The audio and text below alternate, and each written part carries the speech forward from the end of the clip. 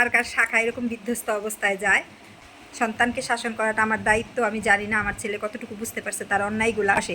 আর আমি মা, আমি তো ভালোবাসি অবশ্যই, কিন্তু আমি অন্যায়টা সহ্য করতে পারি না। কেন যেন আমার ভিতরে একটা আতঙ্ক যে আমার একটাই ছেলে যদি খারাপ। আজকে দেখেন কি কাণ্ড ঘটছে। এই হাতের শাখাটা আছে, এই হাতের শাখাটা নাই। কেন নাই সেটাই এখন বলবো। আমার মতো আমার মনে অনেক মায়েদেরই এই ধরনের দুর্ঘটনা ঘটে। আর শাখাটা অনেক দিন পড়ছি, তো ভাবতে পারি না এইভাবে যে শাখাটা শেষ হয়ে যাব। আর এই শাখাটা আমার অনেক পছন্দের ছিল। আর তার আগে বললেন এই কী ঘটছে সেটা তো বলবো। এই শাখাটাই আমার হাজব্যান্ড আমাকে পছন্দ করে কিনে দিয়েছিল 2021 সালে মেবি। তো শাখাটাতে কোনো ফাটা ছিল না, কিছুই ছিল না। কি ঘটছে সেটাই এখন বলবো। আমার কাছে শাখা আরও 2-4 জোড়া স্টকে আছে, থাকলেও এই শাখাটা যে বাইরে গেছে আমার খুব মায়া লাগতেছে। আমার বিয়ের পরে খুব শাখা মানে নষ্ট হইতো, কিন্তু রিসেন্ট আমার শাখা লং টাইম লাস্টিং করে। আমার কাছে এই যে শাখা কিন্তু আরও আছে। এই যে এই শাখাটা হচ্ছে 2017 সালে কিনা। এটাও আমার হাজব্যান্ড কিনে দিছিল। মূলত শাখা অনেকে আবার বলে আবার হাজব্যান্ড কিনে দিছে মানে কি, শাখা তো হাজব্যান্ডই দিবে না, আসলে আমিই বেশিরভাগ সব কিছু কিনি। তো দুর্ঘটনাবশত গ্রামের বাড়িতে গেছিলাম, আমার হাতের শাখাটা আমার বোনের বিয়ের দিন ভেঙে যায়। ভেঙে যাওয়ার পরে ও তখন ঢাকা থেকে বাড়িতে আসতেছিল, তখন আমি ওর 2017 সালে ফোন দিয়ে বলছিলাম যে আমার শাখা নাই, বিয়ে বাড়িতে আমি শাখা ছাড়া কী করে থাকবো। ওই রাতের বেলায় শাখারি বাজার থেকে শাখাটা কিনছিল। আর এই যে শাখাটা ভাঙছে ওইটার সাথেই একসাথেই এই 2 জোড়া শাখা নেওয়া হয়েছিল, এটাও নেওয়া হয়েছিল। তা আমার কিন্তু এখনও কিন্তু স্টকে কিন্তু 2 জোড়া শাখা আছে। তারপরেও যে এই শাখাটা ভাঙছে, এই শাখাটা আমার খুব পছন্দের শাখা ছিল। এটারে কি বলে, খাসকাটা শাখা নাকি বেকি শাখা।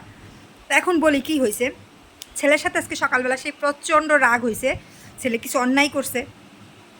তো বড় হয়ে গেছে, তারপরেও হয় কি এখন আর ওকে মায়ের ধৈর করি না ওই রকম আগের মতো। আগে একটু বকা দিতাম, মায়ের ধৈর করতাম, কিন্তু আজকে রাগটা আর একটু কন্ট্রোল করতে পারি নাই। এত রাগ উঠছে যে একদম ধুমধাম কিছু লাগাই দিছি। এই লাগাই দিতে যাই এই হাতটাও কাটছে, যদি হাতটা দেখাবো না কাটা জায়গাটা, শাখাটা ভাইঙা হাতের মধ্যে লাগছে, ওর গায়ে কাটছে, এবং বাকি খণ্ডগুলো খুঁজেই পাই নাই কোথায় ছিটা পিটে গেছে। তো ছোটোবেলা ওকে যখন মারতাম প্রায় মাঝে মাঝেই প্রায়শই বছরে 1-2 জোড়া শাখা আমার যাইতো, কিন্তু এর মধ্যে আর শাখা আমার এরকম দুর্ঘটনা ঘটে নাই। এই আজকেই ঘটলো অনেক বছর পরে। তো মনটাও খারাপ লাগতেছে, এটা আমার প্রিয় একটা শাখা। আর ছেলেটারও মারছি সকালবেলা, যদিও সে অন্যায় করছে তারপরেও তো মার মন তো ভালোই অন্যায় করছে, যেই অন্যায়টা হয়তো আমি নাই বললাম। তো মা হিসাবে আমার শাসন করাটা মনে হয়েছিল যে আমি শাসন করি, কিন্তু ওর বাবা তো মারধর করে না, বকাবাদ্য করে না।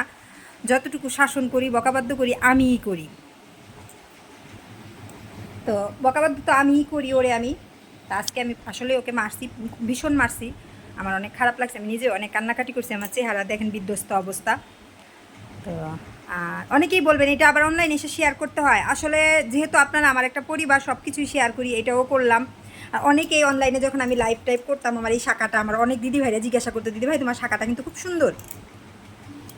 আর আমি সরি শাখাটা সুন্দর তো পরবো, স্নান টান করে ভাবছি পরে নিলে পারতাম, যেহেতু শাখাটা ভেঙেই গেছে। তবে স্নান টান করে তারপরে এই শাখাগুলো একটু ব্রাশও করতে হবে, অনেক দিন ছিল নোংরা হয়ে গেছে। এই যে দেখেন, এই যে অনেক নোংরা হয়ে গেছে, 2 জোড়া শাখাই আমার অনেক নোংরা। তার মধ্যে আবার কী হয়েছিল জানেন, এই শাখাটা না ওই যে ফাটা বের হয়েছিল নতুন অবস্থা। এই শাখাটা কিন্তু আমি পরিই নাই, এই যে ফাটা বের হয়েছে, 1 মাসও পরি নাই। তো এই শাখাটা হয়তো লাস্টিং করবো না, কিন্তু এইটা আবার ঠাকুরের আশীর্বাদে 2016 সালে কি না এখনও পর্যন্ত পরছি, তো এতদিন ভালোই লাস্টিং করছে। 21 সালে এটা চেঞ্জ করে ওই যে হাতেরটা পরছিলাম। তো হাতটার দিকে যতবারই তাকাই খুব খারাপ লাগতেছে, কারণ আমরা সদবা মানুষ, হিন্দু বাড়ির বউ, হাতে শাখা না থাকলে দেখতে কেমন যেন একটু অন্যরকম লাগে। আর এই কান্নাকাটি করে মুখ টুক মুছে, কপালের টিপ সিঁদুরও মুছে গেছে, স্নান টান করে একবারেই দিব। তো কার কার এরকম ঘটে, মায়েরা সন্তানের প্রতি যখন অভিযান চালায় একটু কমেন্ট করবেন। আমার মতো কার কার এরকম শাখা বিধ্বস্ত অবস্থায় যায় একটু কমেন্ট করবেন, ঠিক আছে? খুব খুশি হব এই যে কার কার শাখা এরকম বিধ্বস্ত অবস্থায় যায়। তা আমার তো গেছে। সন্তানকে শাসন করাটা আমার দায়িত্ব, আমি জানি না আমার ছেলে কতটুকু বুঝতে পারছে তার অন্যায়গুলা। তো আশীর্বাদ করবেন আমার ছেলের যেন মতি মর্জি সব ঠিক হয়। ও যেন ঠান্ডা হয়। ও আসলে একটু বয়সটা এখন একটু মানে অন্যরকম, 17 বছর প্রায় পড়তে চললো, তো ওর একটু মাথা গরম হয়ে যায় অল্পতেই, ভুলভাল কিছু কাজ করে যেগুলো নাকি আমি মা হিসাবে আমার চোখে মনে হয় যে এগুলো অন্যায়, ওকে শাসন করা উচিত। তা আমি আসলে অতটুকুই করছি। হয়তো আমার ছেলে আজকে অনেক কষ্ট পাইছে, ওকে আমি মারছি, বকা দিছি। আর আরেকটা বিষয় কি জানেন, আমার হাজব্যান্ড কখনোই আমার ছেলেকে বকা দেয় না, শাসন করে না। তারও একটা কারণ আছে। আমি যখন ছোটোবেলা ওকে 2 বছরের রাইখেই জাপান চলে গেছিলাম প্রায় 6 বছরের জন্য। তো ওর বাবার কাছেই ও বড় হয়েছে। তো ওর বাবা কখনোই ওই যে মা নাই এই জিনিসটা ভাইবে ভাইবে মানে ওকে মানুষ করছে। মানে মা নাই, বেশিরভাগ আমার আদেরটুকুও দিত, ও নিজেও ভালোবাসতো। আর একটু অন্যরকম আমার হাজব্যান্ড, মানে একটু দুর্বল, কিছু হইলে নিজেই কান্না করে দেয়, বকা দিবে, কি ছেলেকে বেশি ভালোবাসে। আর আমি মা, আমি তো ভালোবাসি অবশ্যই, কিন্তু আমি অন্যায়টা সহ্য করতে পারি না। কেন যেন আমার ভিতরে একটা আতঙ্ক যে আমার একটাই ছেলে যদি খারাপ হয়ে যায়, নষ্ট হয়ে যায়, মানে এরকম একটা চিন্তাভাবনা সবসময় থাকে। তো ওকে আমি একটু শাসন করি, ওর বাবার শাসনটুকুও আমি করি, এর জন্য আমার ছেলের কাছে মনে হয় যে আমি বেশি শাসন করি। তো আসলে এই বয়সটাও খারাপ, আমি বুঝি যে আমার ছেলের এই বয়সটাও খারাপ। দ্বিতীয় কথা, কিছু করার নাই, এই সময়টাতে মা বাবারা একটু বুঝাইতেও হয়। অনেক সময় আমাদের এই বুঝানোগুলা তাদের মনে অনেক কষ্ট দেয়। হয়তো তারা মনে করে যে এটা আমরা ভুল করতেছি, কিন্তু তারা এটা বুঝে না যে আমি মা হিসাবে কখনোই আমার সন্তানের খারাপ চাইবো না।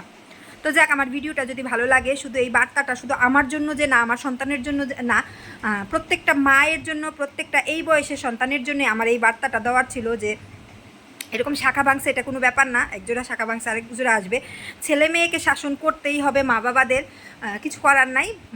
তো কারণ বয়সটা যে খারাপ, আমরা না বুঝালে কে বুঝাবে? যখন সন্তান নষ্ট হয়ে যাবে, খারাপ হয়ে যাবে, তখন কিন্তু প্রতিবেশীরাই, আত্মীয় স্বজনরাই বলবে মা বাবার কারণে সন্তান খারাপ হয়েছে। কিন্তু এটা কেউ যাচাই বাছাই করবে না। একটা মা বাবার কারণে কখনোই সন্তান খারাপ হয় না। মা বাবা যথেষ্ট শাসন করে, তাকে বুঝায়। পরিবেশ পরিস্থিতির কারণে অনেক সময় মা বাবার শাসনের আয়ত্তের বাহিরে চলে যায় সন্তানরা। আমি আসলে এটাই বুঝাইতে চাইছি, জানি না কেউ নেগেটিভভাবে নেবেন কিনা। তো সবাই আমার ভিডিওটা দেখলে অবশ্যই শেয়ার করে দিবেন যদি ভালো লাগে।